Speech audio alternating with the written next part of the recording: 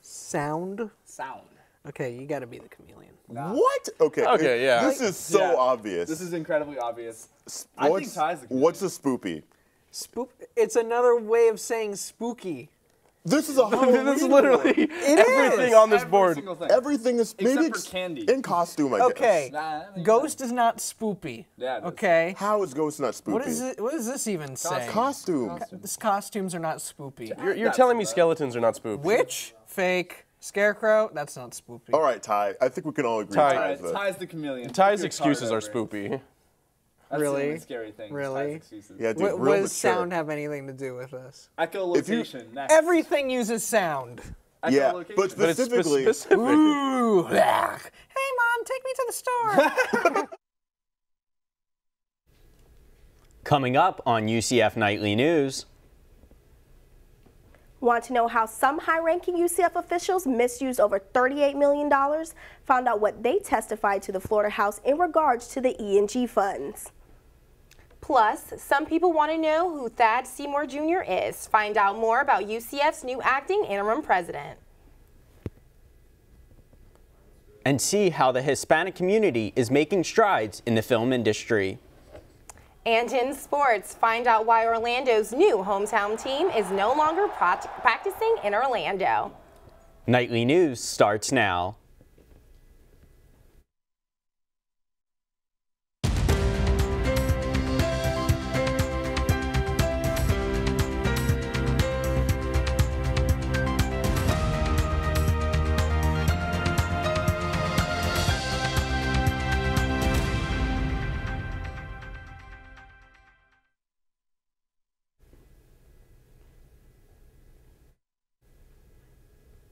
Good afternoon and welcome to Nightly News. I'm Dylan Lyons. And I'm Shania Richburg. Today is Friday, March 1st, 2019. The race for SGA president is now down to 3 candidate tickets. Last night, Amelia and Karen announced that they are canceling their campaign. The candidates say the move comes after the Election Commission found 7 violations in their campaign. They made the official announcement last night at the SGA Senate meeting. Hello, Senate. We're here today to announce that we will be officially ending our campaign for student body president and vice president. The official announcement came hours after Nightly News had a one-on-one interview with the 2 candidates. Later in the show, we will show you the details behind their decision. New details emerged this week about the misused building funds for Trevor Coburn Hall. Nightly News reporter Aaron Harris is in the studio with more information on what's happening now. What can you tell us, Aaron? Thanks, Dylan and Shania. The Florida House released deposition testimonies detailing events and actions related to Trevor Coburn Hall, stemming back to 2014.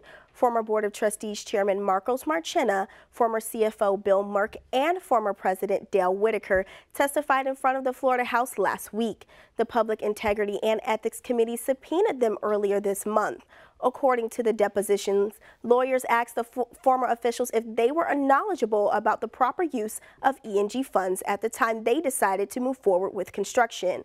Both Marchena and Whitaker say they didn't know these were inappropriate funds, but made efforts to replenish the money and make corrective actions.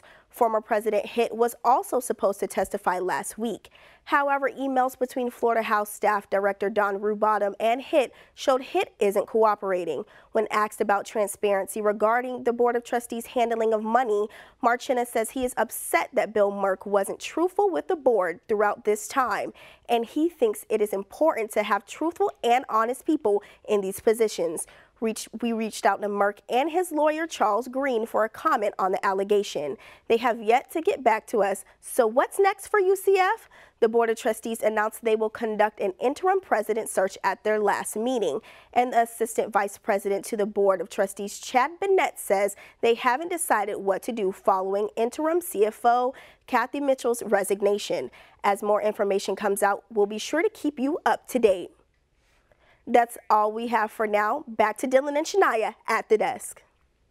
Thanks, Aaron. Now, people are reacting to a ballistics report from the Pulse shooting released by the FBI. The shooting killed 49 people in June 2016. The FBI say in their report that they can't determine if shots came from the gunman or a police officer.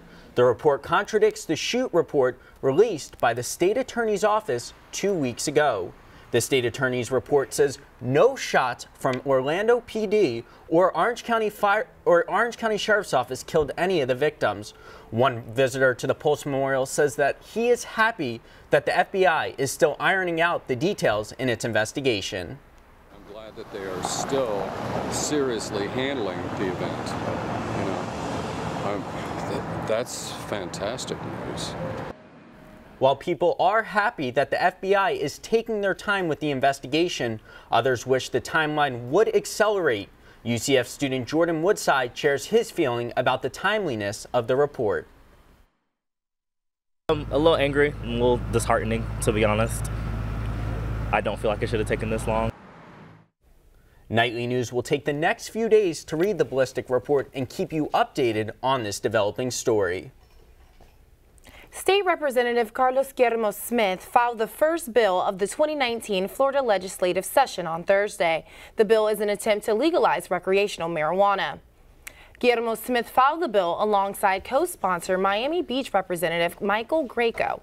The proposed law would allow adults 21 and older to legally purchase the drug. However, buyers could only purchase 2.5 ounces at a time. The bill also puts a ban on smoking in public, which would license a $100 fine. Greco also filed a second bill that would require marijuana growers to pay an excess tax on any marijuana sold. New research shows having LGBTQ+ organizations on campus is having a positive impact on students' mental health. Nightly News reporter Rachel DeChico has more on how UCF's Pride organizations provide resources for students in distress. Researchers say most gay-straight alliances have only been around for the last decade or so, but their impact is already showing.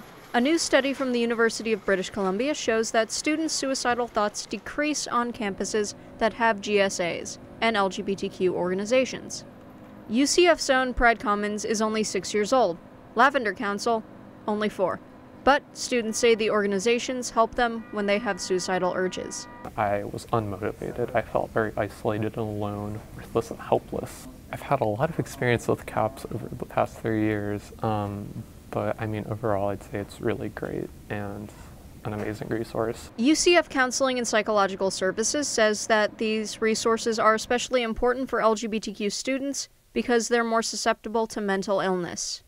It's even more important to make them aware that there are these resources where, hey, you can be totally yourself. You can, we're going to support you through the concern so that you can do better in school, so that you can achieve success. The report was published in the Social Science and Medical Journal in Orlando. Rachel DeChico, UCF Nightly News. Pride Commons at UCF is a safe space on campus that provides students with information and resources like CAPS. It's located in Farrell Commons across from 63 South. UCF's former interim chief financial officer Kathy Mitchell resigned Monday, just days after former UCF President Whitaker resigned. Mitchell's resignation letter was emailed to school officials, and according to the letter, she had been asked to serve in this role for up to 4 months, but has served nearly 6. Mitchell was asked to replace former CFO Bill Merck, who resigned amidst the $38 million of misuse funds. A new bill going into review next week could affect many current and future UCF veteran students. Nightly News reporter Emily Swinson tells us how the newly proposed bill could give veterans credit for their time served in the military. A new Florida bill that will go into the legislation session next week could help several UCF veteran students. Dr. Paul Vio, the director of the Veterans Academic Resource Center at UCF, says this will help with the organization of veterans getting college credit. It makes it more formal through legislation. The State Board of Governors and the State Board of Education are asked to adopt the regulations proposed in the bill. Now, currently, veteran students can get credit for their time served in the military, but this new law would create an organized system for all veteran students in every university in Florida. John Enns, a political science major and U.S. military veteran, says this is something well-deserved among all veterans. I definitely think it would benefit student veterans who are trying to get credit for their experience and time that they have served and the training that they've received, especially if they're majoring and are studying something or in a technical school that is highly relevant to whatever they did in the military. I absolutely think they should get credit for that. This bill will be under review during the legislation session starting March 5th. In Orlando, Emily Swinson, UCF Nightly News. If the bill is approved by Florida lawmakers next week, it will take effect July 1st, 2019, affecting UCF current and future veteran students. Dylan, I don't know about you, but to me it looked a little cloudy coming into the studio today. Yeah, I hope the weather is nice today. What are your plans for later? You know, honestly, I was thinking about going to the park, doing a little barbecue, doing a little grilling, but we'll see how this weather's looking. I don't know. Tanisha, can you tell us a little bit more about the weather today and our current conditions? I sure can, Dylan and Shania. It's actually a beautiful day out right now, being 77 degrees with about a 54% chance of humidity. The winds are blowing southwest at 5 miles per hour, so it's a nice little breeze, and there is a 0% chance of rain. So like you were saying, that picnic, today's a beautiful time for that. And that's all I have for the current conditions, and I'll see you later in weather. Back to Shania and Dylan at the desk. Coming up, find out why the SGA election race is down 2 candidates. Plus, Nightly News reporter Zach Winicki gives us the rundown on Thad Seymour Jr. in his new position at UCF.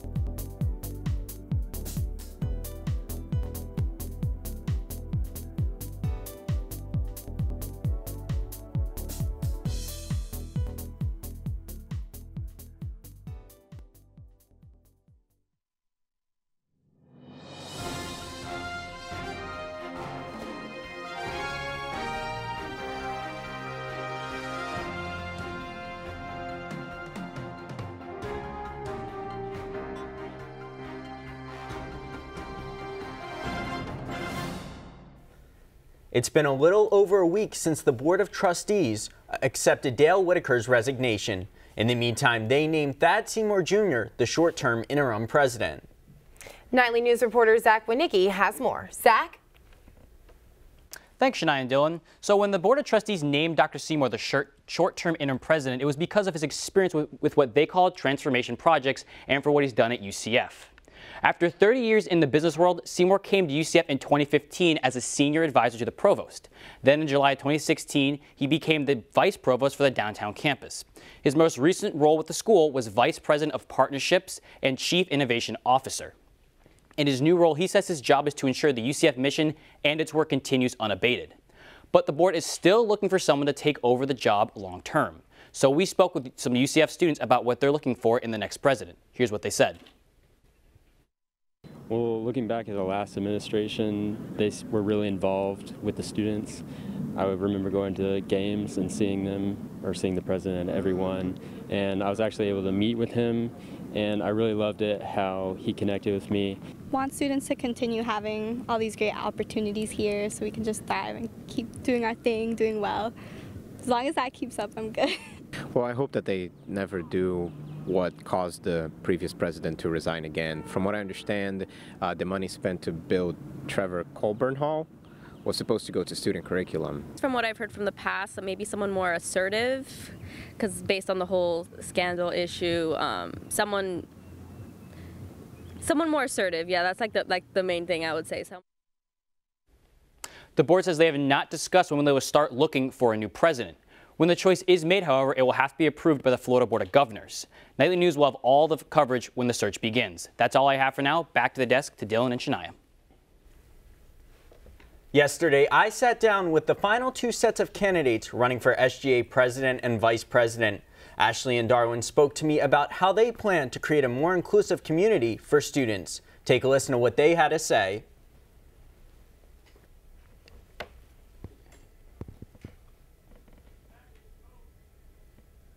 Really care about, we want to have a council of intersectionality.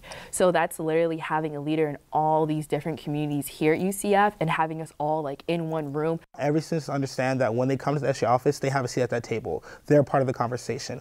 Essentially, we want every student to understand that whenever they're coming to SGA, whether it be for a concern, a dream they have, we're there to assist. We want to make sure that every student on campus has a voice being heard. What do you guys think set you apart from the other candidates in this election? When we talk about, diversity, we're definitely one of the diverse candidates based on just how we're set up. I think we look back and we're one of the few minority tickets ever to run at UCF. Another thing that's really cool is that we want to do mental health assessments in partnership with CAPS. So we want to have mental health assessments sent out at the beginning, the middle, right before finals, and right after finals. Ashley and Darwin say they want students to feel more comfortable talking to SGA. When I sat down with Amelia and Karen, they talked about their platform issues before telling me that they were withdrawing from the race. They say even though they're no longer running, they will still advocate for their platform. We are withdrawing our candidacy today. We believe that our election commission is definitely biased.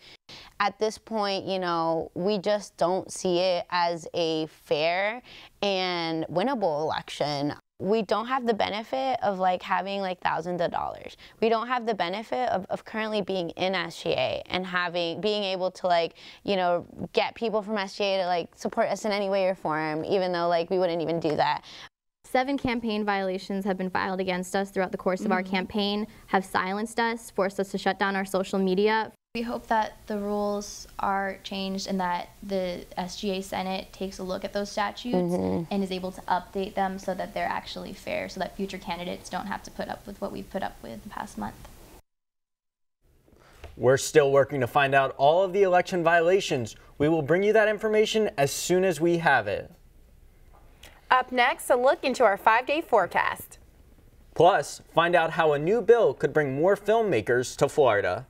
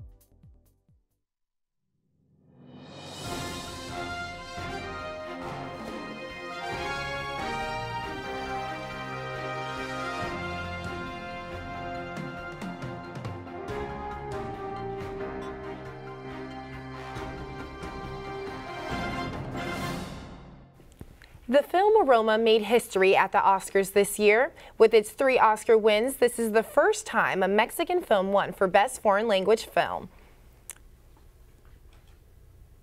I think it's inspiring. I think it just motivates me to keep going, keep doing what I'm doing. Bright future for Hispanics in film after this year's Academy Awards. This is the 2nd year in a row a Spanish language film won the Oscar for Best Foreign Language. UCF's film program offers a Latin American cinema course. Mexican-born film BFA student Bernabe Soriano, says that Roma makes him believe that he can win an Oscar one day. For me, I was born with no money, but my parents always told me, do the best you can, do the best you can. I'm at a big university now. I'm studying film, something that most Hispanic parents wouldn't want you to do. The film program at UCF offers both BFA and BA degrees for students. UCF Film School also includes a graduate program for digital entrepreneurial studies. A bill introduced in the Florida Senate aims to bring big-budget film and television projects back into the state. If passed, Senate Bill 526 will help improve Florida's economy. Here's UCF Nightly News reporter Carolina Tessuto with more on the new Senate bill. The entertainment industry bill aims to provide grant money to qualifying projects. Currently, the bill states that cast and crew must be at least 60% Florida residents, not including extras. The projects must also spend at least 70% of their production days in the state of Florida. Professor Lisa Mills says that Florida can gain from keeping filmmakers in the state. And it's a shame that we're training the workforce that's going to leave Florida and go to Atlanta or New Orleans, the Carolinas, Canada, Los Angeles. We should be keeping talent here. Here, UCF film students can check out any equipment that they need to film their productions. However, student Alejandro Watson thinks that there is not a filmmaking future in Florida right now. Well, as of right now, I'm not really planning on staying in Florida after I graduate, but I think that if this were already in place, I would have been working a lot harder to get work in Florida and stay in Florida, maybe go to Miami and live with family there. The last action relating to Senate Bill 526 was a 4-0 vote in favor of the bill by the Committee on Commerce and Tourism. Senate Bill 526 is currently being reviewed by the Innovation, Industry, and Technology Committee. In Orlando, Carolina Tessuto with UCF Nightly News.